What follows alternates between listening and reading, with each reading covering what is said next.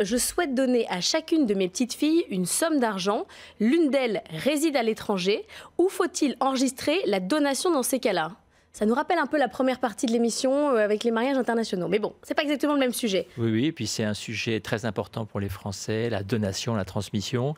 Et puis, comme souvent, la question vient sur un aspect fiscal, parce qu'enregistrer, c'est en fait déclarer fiscalement. Où est-ce que je paye mes impôts ? Voilà.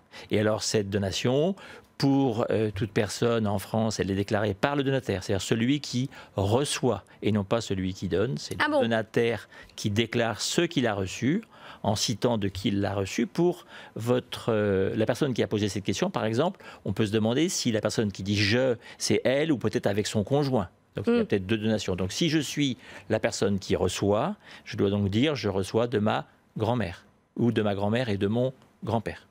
Alors si je suis en France, je le déclare à mon centre d'impôt. Et si je suis non-résident, c'est le cas pour la question qui est posée, et bien à ce moment-là, il y a le centre fiscal des non-résidents qui se trouve en région parisienne, qui est fait pour ça. Qui est le même pour tous ceux qui ne résident pas en France, peu importe le pays dans lequel vous résidez.